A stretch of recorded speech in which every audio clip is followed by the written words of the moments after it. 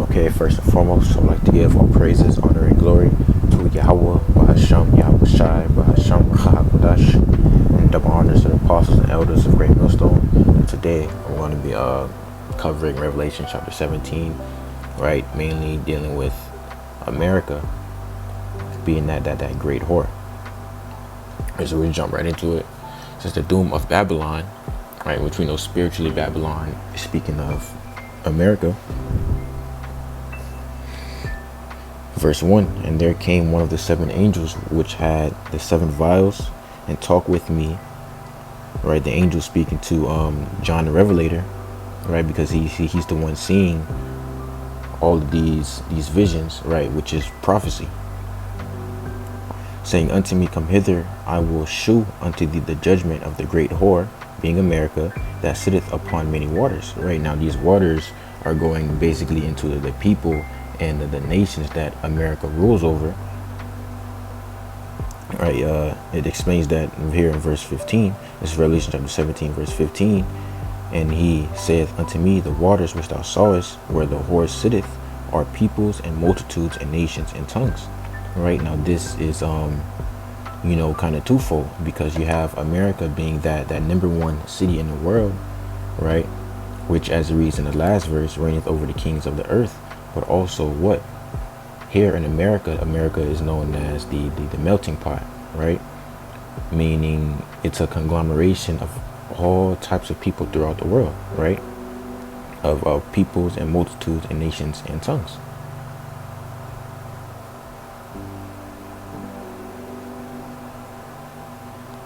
Let's go from here to Jeremiah chapter 51, verse 12. Now here in Jeremiah, Jeremiah is speaking about Babylon, but he's not speaking about the Neo-Babylonian Empire, right? He's speaking spiritually on Babylon, because the things that Jeremiah is speaking about in this chapter never happened to the Neo-Babylonian Empire, because it's going to happen to America in our time.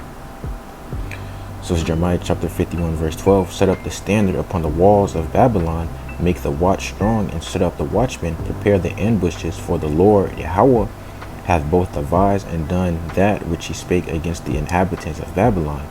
O thou that dwellest upon many waters, right, as we just read in verse 1, abundant in treasures thine end is come, and the measure of thy covetousness, right? So this is also speaking about the same thing that we read here.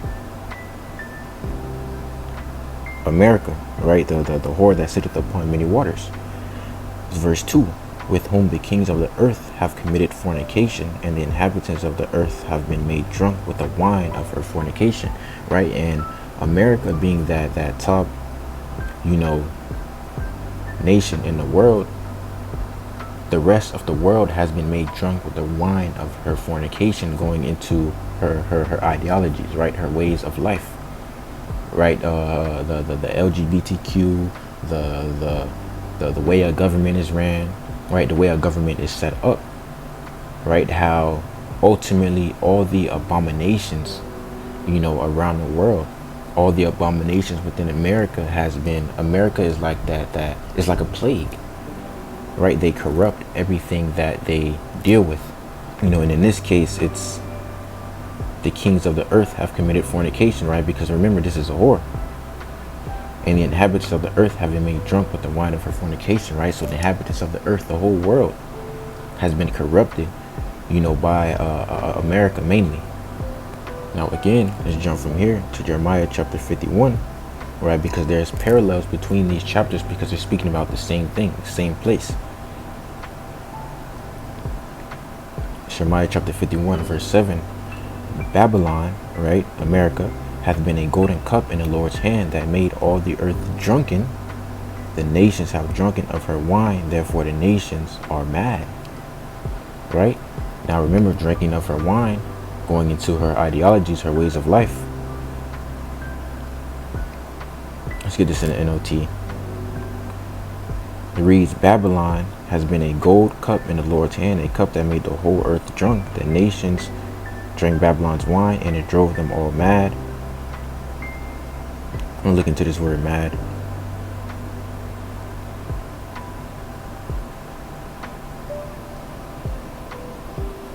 Or mad. Halal. Halal, to shine, to praise, boast, be boastful, to be boastful, to be praised, be made praiseworthy, be commanded, be worthy, to boast, to make a fool of, make into a fool, to act madly, act like a madman, right? In which I believe here it's more talking, it's more going into the being made a fool, right, type of sense. Let's see here.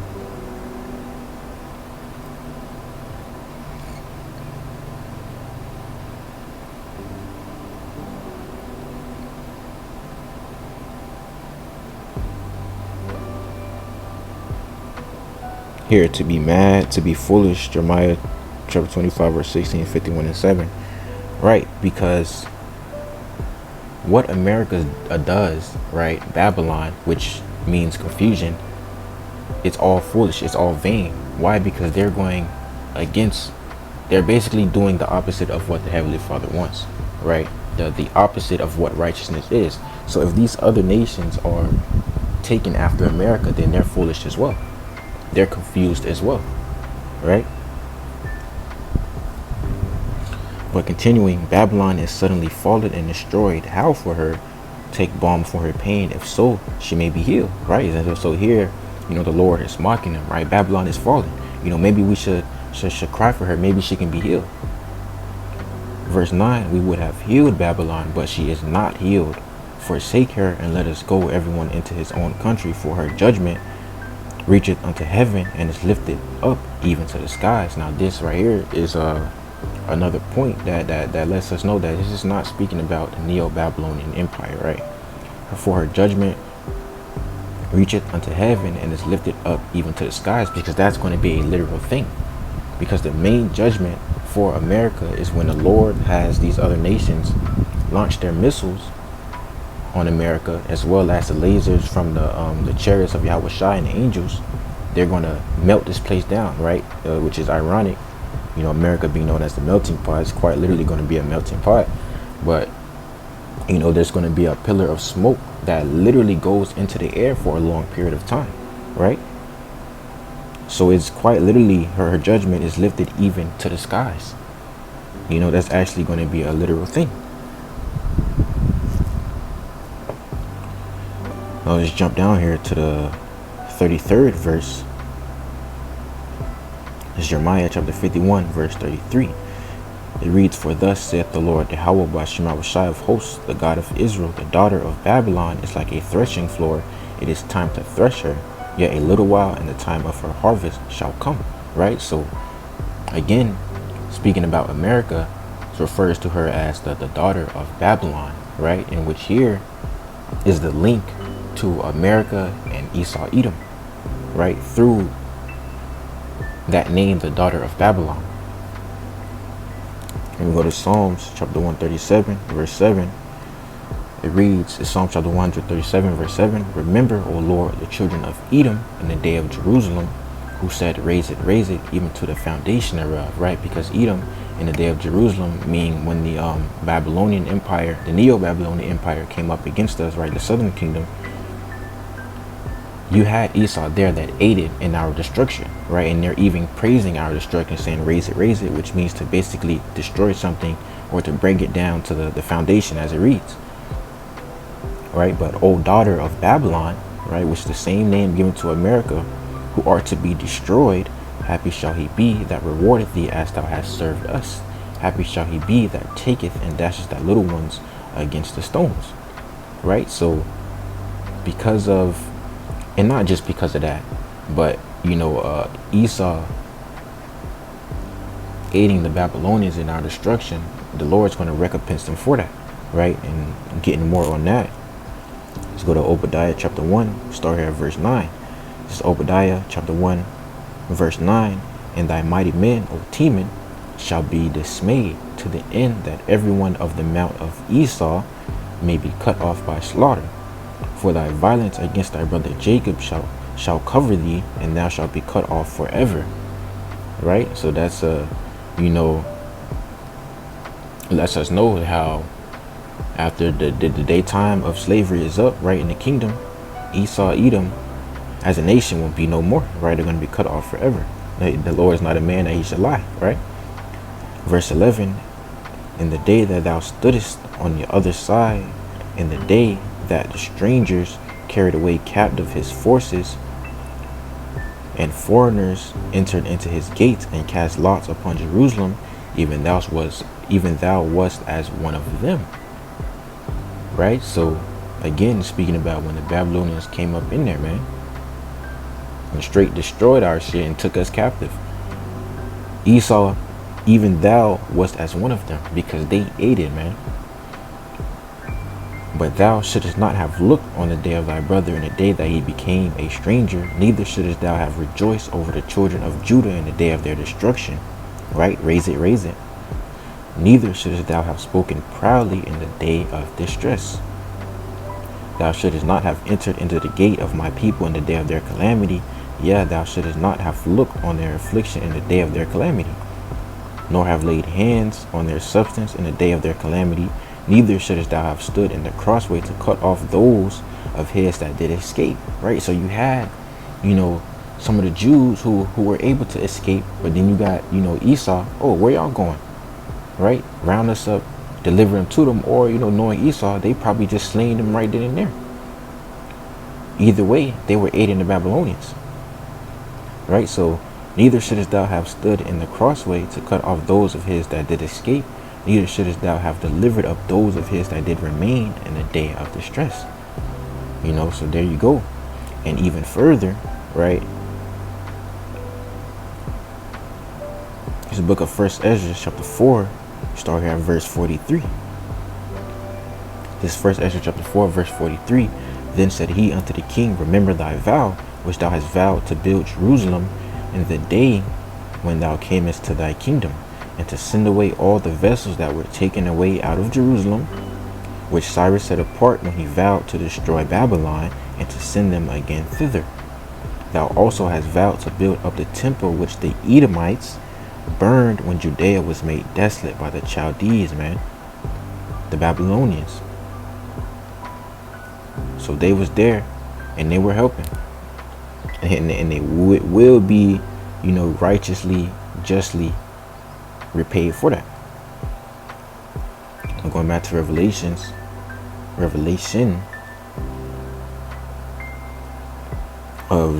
on to verse 3.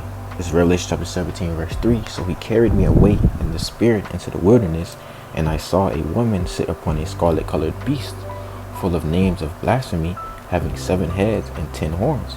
Right? Now this here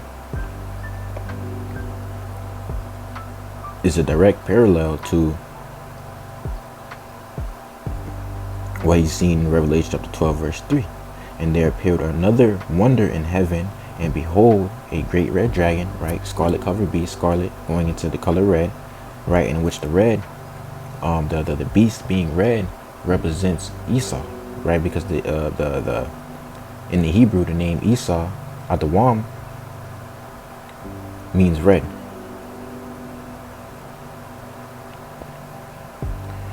And behold, a great red dragon, having 7 heads, 10 horns, and 7 crowns upon his head. So this great red dragon, which today would represent NATO, right?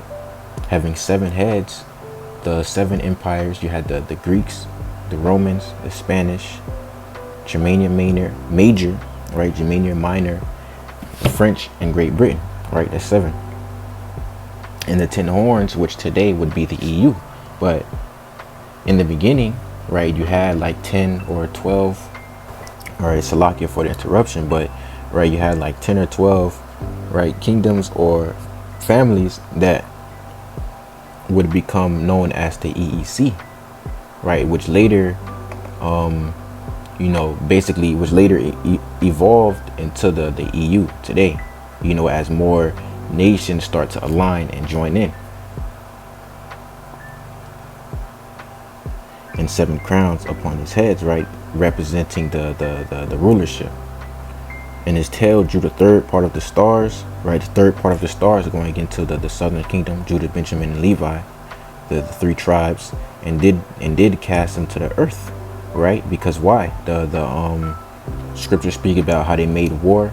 The beast made war with the saints, and did prevail, which we're going to go to that as well. But continuing, and the dragon stood before the woman, in which this woman, speaking about the nation of Israel, as we read up here in the first verse. Well, the title here says it, the woman Israel, and there appeared a great wonder in heaven, a woman clothed with the sun and the moon under her feet, and upon her head a crown of 12 stars, the 12 stars going into the 12 tribes. And she, being with child, cried, travailing in birth and pain to be delivered. Now that child being spoken about is the Savior, Yahushua. So back to the 4th verse, and the dragon stood before the woman, which was ready to be delivered, for to devour her child as soon as it was born, right? And this is going into how you had Herod the Great, right, an Edomite, how when Yahushua was born, what did he do, right? He was basically trying to search him out to kill him, because he feared that he would take his place as basically the ruler of Jerusalem, of the Jews. All right, and I think we read that in Matthew chapter 2. Yeah, visit of the Magi. I'm just going to go straight to the point.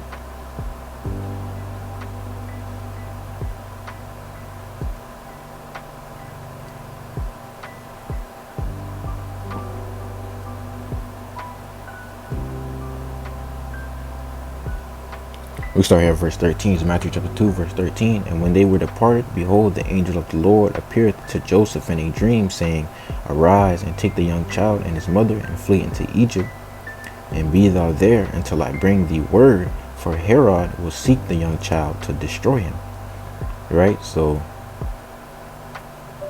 as we read here, and the dragon, which is that 4th beast, right, in the Roman Empire, stood before the woman, which was ready to be delivered, for to devour her child as soon as it was born. You had the king trying to look for, a child, Yahushua, to destroy him, to kill him.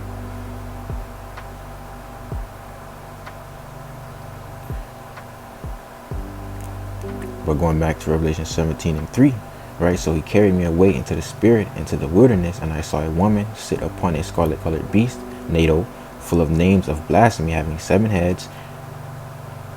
The Greeks, the Romans, the Spanish, the French, Germania Major, Germania Minor, and Britain, and 10 horns, being the EU, which collectively make up the 4th beast, the Roman Empire. But America, right, them being the woman that sitteth upon this beast, they are the face, or the front runner of that. Right? This is all the modern revival of the Roman Empire. Let's actually go to that. It's Daniel chapter 7, verse 7. And after this I saw in the night visions, and behold, a 4th beast, right? The 4th beast. First one being the Babylonians, or the Assyrian Babylonians, right? The second, you had the Medo-Persians, who took them down. And then after them came the Greeks. And now you have the 4th beast, the Romans, right? In which the Romans, they were never completely done away with yet, right? We're still in that 4th beast empire, the Roman Empire. Now today it's just modern, right? Known as the America, NATO, the EU, right? America and its, European allies.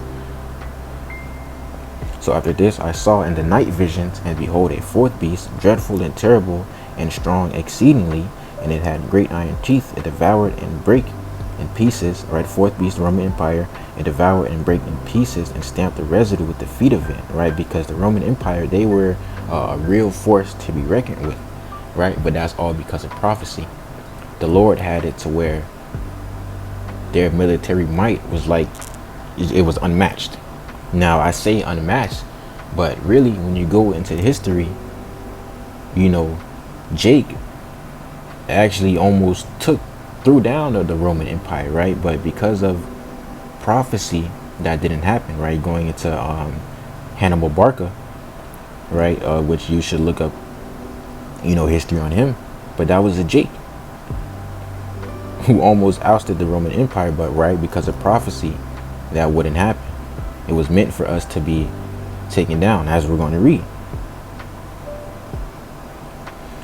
But it devoured and brake in pieces, and stamped the residue with the feet of it, and it was diverse from all the beasts that were before it. Why was this Roman Empire, this fourth beast, diverse from all the beasts that were before it? Because unlike these other nations or these other empires, what did Rome have that they didn't? They had a Senate house, right? A cabinet, and an emperor, or today is known as a president. It's the same governmental bill, right? Which is another, hint. But that's what made it diverse, because all the other people, they basically had what was known as a monarchy, right? You had the king, right? And then his son, the prince. When the king dies, the prince is now the new king, right? And so on, so forth. They had that lineage succession. But Rome was different. So, and it was diverse from all the beasts that were before it, and it had 10 horns. Again, today, those 10 horns would be the EU. So going back to Revelation 17, right on to verse 4. And the woman was arrayed in purple and scarlet color, and decked with gold and precious stones and pearls, having a golden cup in her hand, full of abominations and filthiness of her fornication, right? Going into her wicked ways, right? But again, that woman being America. And upon her forehead was a name written, Mystery, Babylon the Great, the mother of harlots and abominations of the earth. Right? Now this isn't speaking about the Neo-Babylonian Empire, right? Because then that wouldn't be a mystery at all. It's Mystery Babylon the Great. It's speaking about America. Babylon, again, going into the name Babylon, going into the meaning confusion, right? Because as the apostle put it, America is the greatest conglomeration of confusion on the planet, right? And they're like a sore or a plague that just spreads it to the rest of the world. The Mystery Babylon the Great, the mother of harlots and abominations of the earth, right? The abominations of the earth, right? They're Moism, so on and so forth. They've basically turned the world upside down. What's right in this world is wrong, and what's wrong in this world is right. And I believe in Isaiah, right? The Lord speaks about woe today that say darkness for light. Roughly paraphrasing it, I think it's Isaiah chapter 5. Woe for the wicked.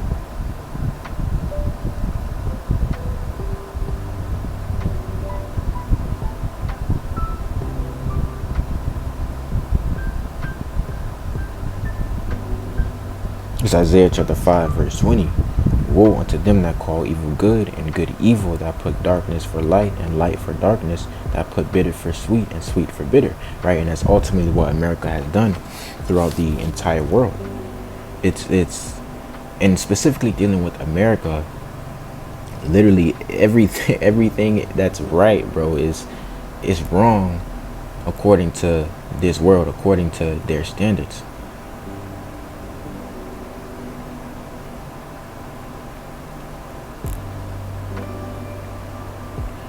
Verse 6, and I saw the woman drunken with the blood of the saints, and with the blood of the martyrs of Yahushua. And when I saw her, I wondered with great admiration. Now this is going to America, being drunken with the blood of the saints. Why? Because what? They just completely took us down, right? Going into things like slavery, going into things like the what's the word? Basically the conquest of the natives of this land, and basically just all the killing of Jake that they've done, right? Everyone knows what America has done to Jake, even though they don't know to the full extent, but we all know that they fucked us up, right? So and I saw the woman drunken with the blood of the saints, right, which we read. Going back to Revelation 13 and Salakia 12 and 4, where it reads, and his tail drew the third part of the stars of heaven, and did cast them to the earth. But not just the third stars. If we jump down here, Salakia, not here. I believe that's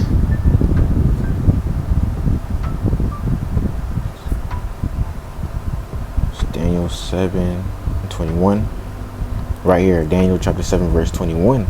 I beheld, and the same horn made war with the saints and prevailed against them. Right, that horn going into America made war with the saints. Who are the saints? Israel, and prevailed against them. Right, that's why she was drunken with the blood of the saints. Let's also get this is Revelation chapter 7. This is Revelation chapter 7. It's like in Revelation chapter 11, verse 7.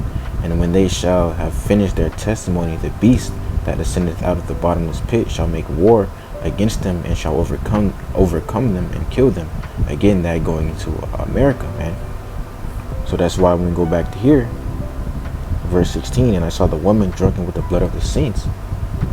That's because all the destruction that they brought to Israel, all of the, Israel being a people before it's a place, all the death and bloodshed that they brought upon the Israelites. And with the blood of the martyrs of Yahushua, and when I saw her, I wondered with great admiration, right? Because you have to imagine John, right? John the Revelator, he's actually seeing this woman, right? This beautiful woman. But he doesn't know that it's allegorical for basically future prophecy. This is verse 7. And the angel said unto me, wherefore didst thou marvel? I will tell thee the mystery of the woman, and of the beast that carrieth her, which hath the 7 heads and 10 horns. The beast that thou sawest was and is not, and shall ascend out of the bottomless pit and go into perdition. Right, what we just read here in Revelation 11 and 7. Right, the beast that ascendeth out of the bottomless pit shall make war against them and shall overcome them and kill them. Speaking about America, the beast that thou sawest was and is not, and shall ascend out of the bottomless pit and go into perdition. Is speaking about America, right? It was and is not, because in the vision, right, that John saw, America was there, but it wasn't, America at the time, because America wasn't a thing yet, but it came out of those 7 heads, which he's seen in the vision, as it's going to break down and go into perdition, right? Perdition going into destruction, right? Because the Lord's going to bring that judgment and that destruction upon America. And they that dwell on the earth shall wonder, whose names were not written in the book of life from the foundation of the world.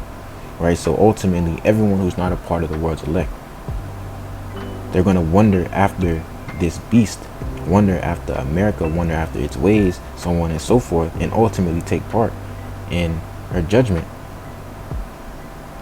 For the most part, especially those over here in America, if you're not of the Lord's elect, you're getting caught up in that judgment at lake of fire, whose names were not written in the book of life from the foundation of the world, when they behold the beast that was and is not and yet is. Again, going into America, because it was there, but it just wasn't time for America to come out as America yet, right? They were still a part of those 7 heads. So it was there and is not, because then again, it wasn't there yet, and yet is, because it was actually there, being a part of those 7 heads. And here is the mind which hath wisdom, right? So here's the mind which has wisdom. Here's the mind that understands, because the angels, now he's about to break it down to John. The 7 heads are 7 mountains going into a government, right? Again, those 7 rulings or empires, you have the Greeks, the Romans, the Spanish, the French, Germania Major, Germania Minor, and Britain, on which the woman sitteth. Again, that woman being America. And there are 7 kings, 5 are fallen, and 1 is, and the other is not yet come. And when he cometh, he must continue a short space. And there are 7 kings, 5 are fallen. Now those 5 that were fallen were the Greeks, the Spanish, the French, Germania Major, and Germania Minor. And 1 is, being Rome, right? Because at the time of, John receiving these revelations or these visions, it was the Roman Empire. And the other is not yet come. And when when he cometh, he must continue a short space. Now that's going into Great Britain, and when you actually look it up, the average, basically lifespan of like a ruling, it's about 250 years now, and I believe Great Britain, right, they've only held that power for around 100 years, right? So that's that's a short space compared to the average, right? When they reigned as the number one power on the earth, it was only for about 100 years. Verse 11, and the beast that was and is not, even he is the eighth, right? Going all the way back to the 8th verse, the beast that thou sawest was and is not, right? Even he is the eighth, going into America, right? Who came and is of the seven and goeth into perdition, right? So it's speaking about America, right? He's of the seven because America was came out of Great Britain, right? Who was of the seven. So America was there. It just wasn't time for America to be there as America yet. Now from here, let's go back to the book of Daniel, chapter 7, get verse 8, right? You read verse 7, dealing with the fourth beast that had 10 horns, the Roman Empire. But it's Daniel 7, chapter 7, verse 8. I considered the horns, and behold, there came up among them another little horn. Now here, the allegory is kind of, switching, but it's speaking about the same thing.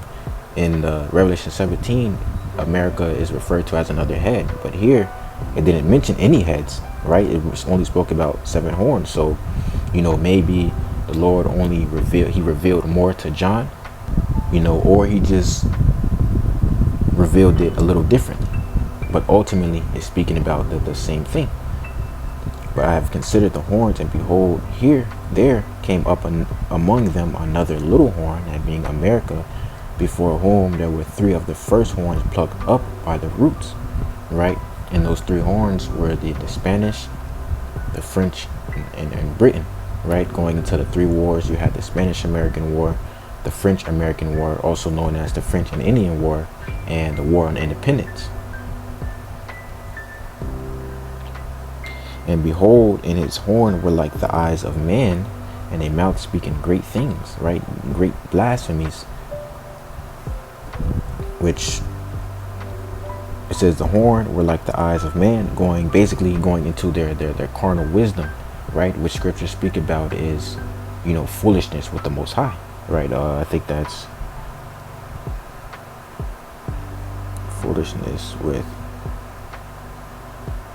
right? It's 1 Corinthians. Let's see, it's 1 Corinthians chapter 3. Start at verse 18. Let no man deceive himself. If any man among you seemeth to be wise in this world, right, let him become a fool that he may be wise. For the wisdom of this world is foolishness with the Most High. For it is written, he taketh the wise in their own craftiness. And again, the Lord knoweth the thoughts of the wise, that they are in vain. So here, verse 8, where it reads, in his horn were like eyes like the eyes of man, basically going into that worldly wisdom, right? That vain wisdom, and a mouth speaking great things, right? The blasphemies that America has spoken, the blasphemies that they've done, right? Covering the faces of the judges, right? Painting, the Savior as an Edomite, right? Changing his name, speaking against the Heavenly Father, speaking against his people, right? And so on and so forth. Just all the wickedness that has come out of their mouth, dealing with the Lord and his people.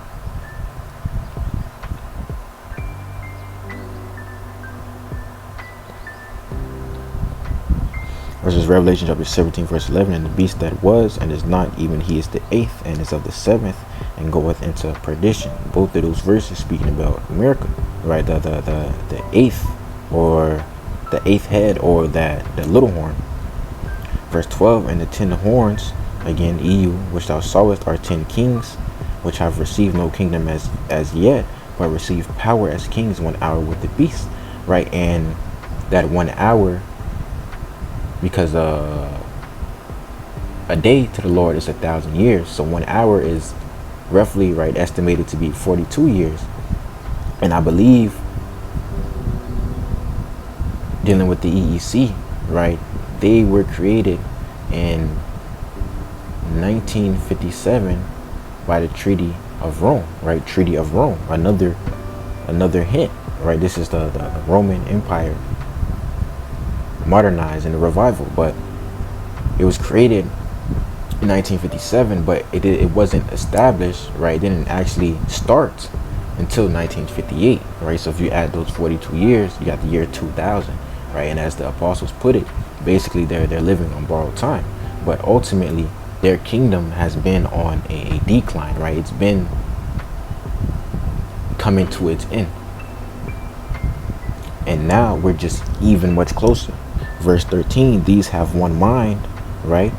One mind, a new world order, working towards that same goal. They have one mind, and it shall give their power and strength unto the beast. Verse 14, these shall make war with the Lamb, and the Lamb shall overcome them, for he is the Lord of lords and King of kings, and they that are with him are called and chosen and faithful, right? So the Lamb being Yahweh Shai, our Savior. These Edomites, Esau, they're going to try and fight, Yahweh Shai when he returns, right? To no prevail, obviously, as a reason the Lamb shall overcome them. But they're going to try and fight the Lord, right? And read that a couple places. It's Revelation 12:7. It's Revelation chapter 12, verse 7. The angel Michael, and there was war in heaven. Michael and his angels fought against the dragon, and the dragon fought and his angels, right?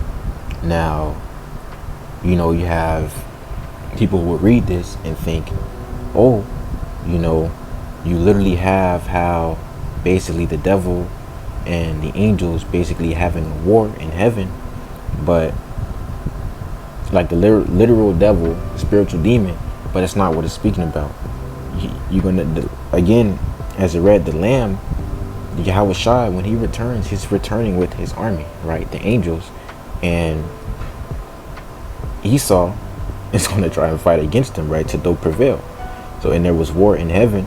Michael and his angels fought against the dragon, and the dragon fought in his angels, right? The dragon going into Rome, ultimately going into,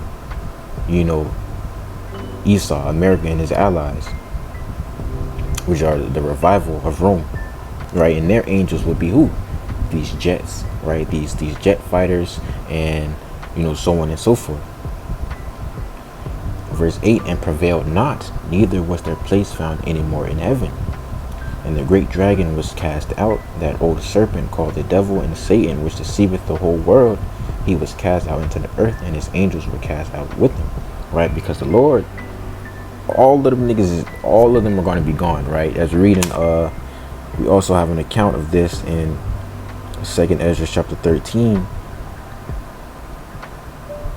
We're going to go straight to the point.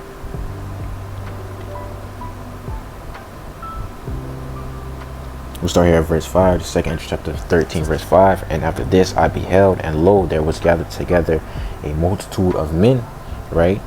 Satan and his angels, the dragon and his angels, out of number from the four winds of the heaven, to subdue the man that came out of the sea.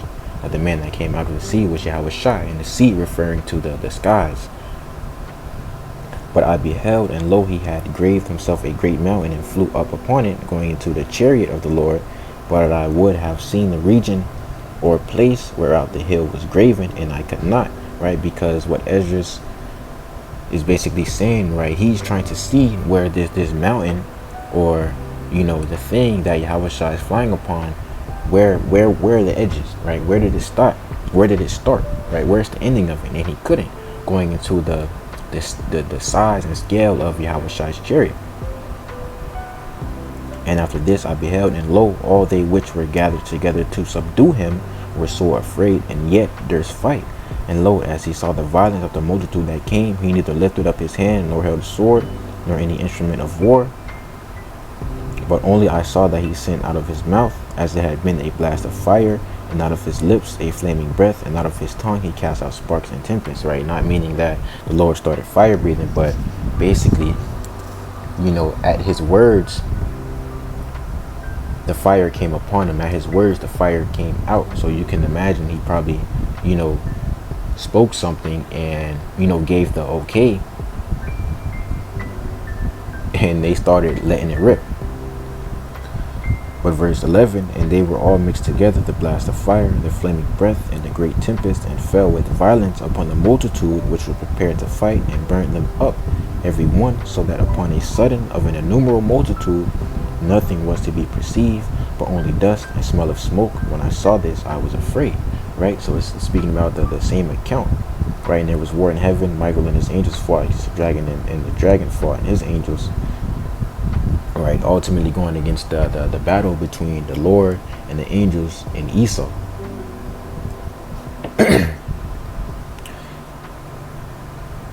Now you can also get that in Revelation chapter 19, verse 19, Revelation 19 and 11.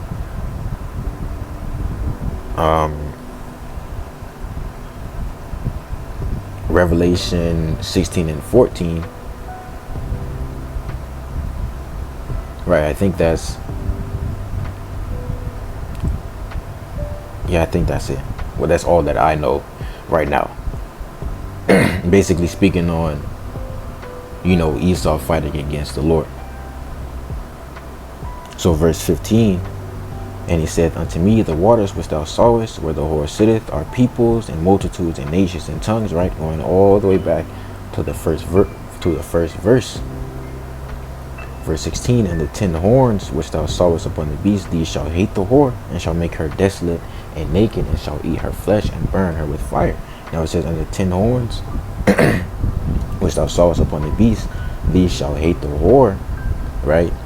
And why is that? These 10 horns which thou sawest upon the beast, basically going into America's, allies, they're going to hate the whore. Why? Because America is just a proud piece of shit, right, to everyone, even their own allies. So their America's allies don't even like her, right? The whores, they don't even like her, right? This is Daniel chapter 7 verse 20. It's Daniel chapter 7 verse 20, and of the 10 horns that were in his head, and of the other which came up, and before whom 3 fell. Right, again, America is the horn that came up, before whom 3 fell, the Spanish, the French, and Britain. And a mouth that spake very great things, the blasphemies. Going back to the verse 3, so he carried me away in the spirit, the wilderness, and I saw a woman sit upon a scarlet colored beast, full of names of blasphemy. Right, but also it's Revelation 13 and 1. And I stood upon the center of the sea, and saw a beast rise up out of the sea, having 7 heads and 10 horns, and upon his 10 horns 10 crowns, and upon his heads the name of blasphemy. Right? So, that's speaking great things. And out of that mouth very great things, whose look was more stout than his fellows. Right? So America's look was more stout than his fellows. America was the type to look down on their allies. Right? And that's what aids in, their allies hating the whore, or hating them as well. But as it reads, and shall make her desolate and naked, and shall eat her flesh and burn her with fire, going into that ultimate destruction upon America, upon Babylon the Great. Right, as we read, it's Jeremiah chapter 50, start here at verse 9. Jeremiah chapter 50 verse 9, for lo, I will raise and cause to come up against Babylon an assembly of great nations from the north country, and they shall set themselves in array against her. From thence she shall be taken, their arrows shall be as of a mighty expert man, none shall return in vain. Right, the arrows going into the missiles. And Chaldea shall be a spoil, and all that spoil her shall be satisfied, saith the Lord, because ye were glad, because ye rejoiced O ye destroyers of mine heritage, because ye are grown fat as the heifer at grass, and bellow as bulls. Your mother shall be sore confounded, she that bare you shall be ashamed. Behold, the hindermost of the nations shall be a wilderness, a dry land, and a desert. Right? And this didn't happen to Neo-Babylonian Empire, right? When the Medo-Persians took them down, people, their land was still inhabited.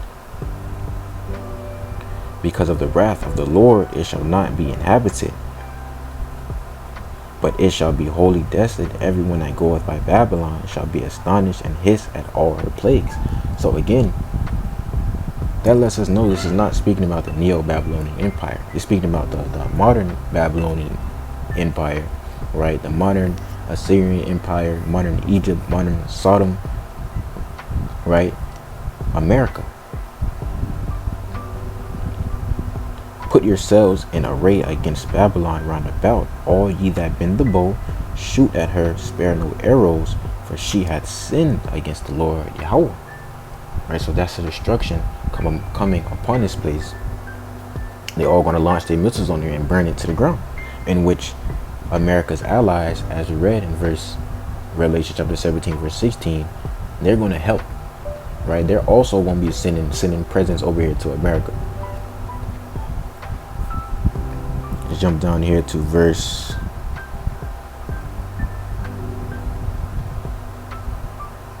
29, right? Jeremiah chapter 50 verse 29, call together the archers against Babylon, all ye that bend the bow. Right, so all you nations that got the missile capabilities, the nuclear capabilities, camp against it round about. Let none thereof escape. Recompense her according to her work, according to all that she hath done, do unto her. For she hath been proud against the Lord Yahweh Ba'ashem Awashai, against the Holy One of Israel. Now remember here, Jeremiah chapter 51 verse 9, how it reads, we would have healed Babylon, but she is not healed. Forsake her, and let us go everyone into his own country, for her judgment reaches unto heaven, and is lifted up even to the skies. That's going to be caused by these missiles and the Lord's, lasers raining down on this place, that fire, that smoke reaching unto the heavens, which, Isaiah seen when he spoke about the scroll. It's Isaiah chapter 4 verse 4, getting straight to the point. And all the host of heaven shall be dissolved, and the heavens shall be rolled together as a scroll. Right? He's seeing the mushroom cloud. Right? But, in his time, obviously he's not going to say a mushroom cloud. So he's using the best vocabulary that he can, right, to describe what he's seeing. Right? And which goes to show you the knowledge of the Lord, because throughout the scriptures it's the same thing. You have the prophets who were centuries and thousands of years back using words that, can be interpreted throughout, that can be understood throughout, right? If you're given the spirit to understand. But the fact that you can, all right, Slakia for the interruption, but as I was saying, basically the fact that words, the Lord was able to make sure words that were used back then that were able to be understood now could be understood, words that could be able to be understood back then could be able to be understood now. That's, it takes a great deal of wisdom in order to, piece it like that. But yeah, the heavens shall be rolled together as a scroll. That's what Isaiah is seeing. He's seeing the destruction. Right, for she hath been proud against the Lord, against the Holy One of Israel.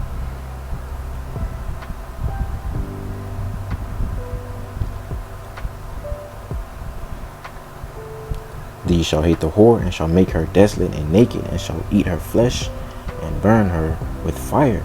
Now also, see Daniel chapter 7 and 11, because it's the same thing being spoken of about that fourth beast, which is the Roman Empire. It was Daniel chapter 7 verse 11, and I beheld then, because of the voice of the great words which the horn spake, America, right, the blasphemies, I beheld even to the beast was slain, right, and his body destroyed and given to the burning flames. You're speaking about the same destruction, right? And that didn't happen to Rome, because it's happening now in our time to America. Right, so in the 10 horns which thou sawest upon the beast, these shall hate the whore, and shall make her desolate and naked, and shall eat her flesh and burn her with fire. Right, so they're going to also take part in launching their missiles over to America to burn it down. For the Most High hath put in their hearts to fulfill his will, and to agree and give their kingdom unto the beast. Right, because you're like, if they hate the whore, why are they giving their kingdom unto the beast? Well, it's the Lord's will that's having them do that. Right? Until the words of the Most High shall be fulfilled. Meaning, when it's time for them to, okay, fuck this, we're launching missiles at this place, then that's going to happen. But right now isn't the time. You know, scriptures speak about, I think it's Isaiah 14.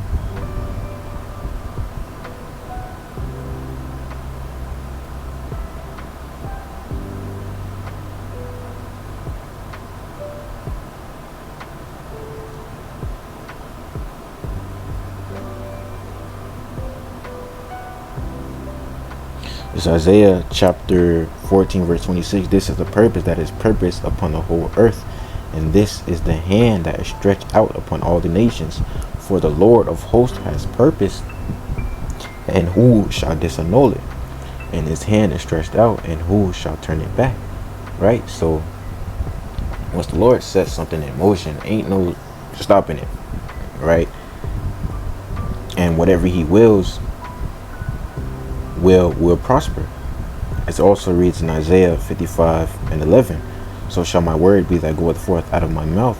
It shall not return unto me void, but it shall accomplish that which I please, and it shall prosper in the thing whereto I sent it. Right? So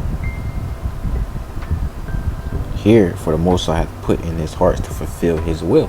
So they're going to fulfill his will and to agree and give their kingdom unto the beast, until the words of the Most High shall be fulfilled. Right? So when the Lord says it's time to launch these missiles, those missiles are being launched. The destruction is happening, and there isn't any stopping it. Verse 18, and the woman which thou sawest is that great city which reigneth over the kings of the earth.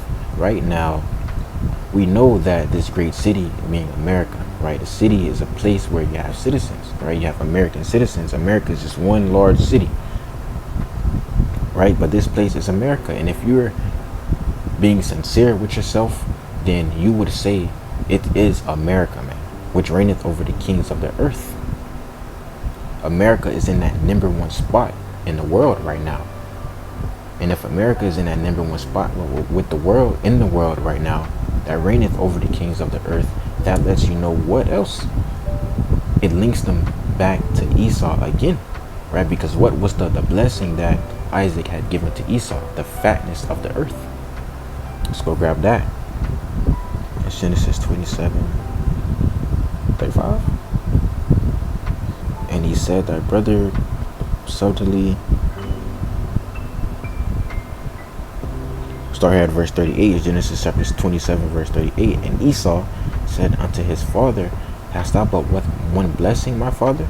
Bless me, even me also, O my father. And Esau lifted up his voice and wept.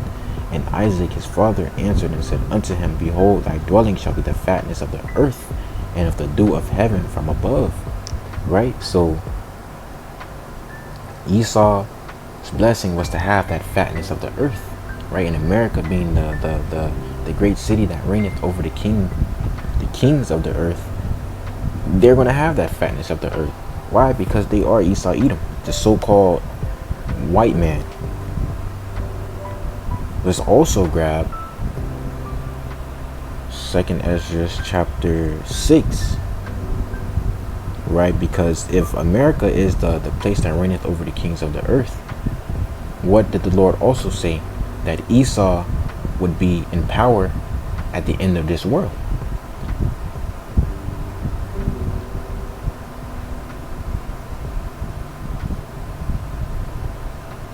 This is 2nd Ezra chapter 6, start here at verse 7. Then answered I and said, what shall be the parting asunder of the times?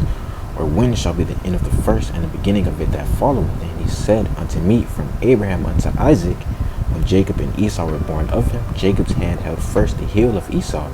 For Esau is the end of the world, and Jacob is the beginning of it that followeth.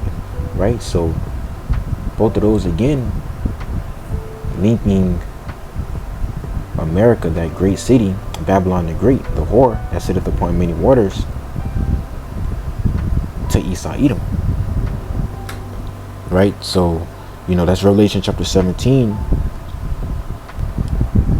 Basically going into the whore, which is America, and her destruction.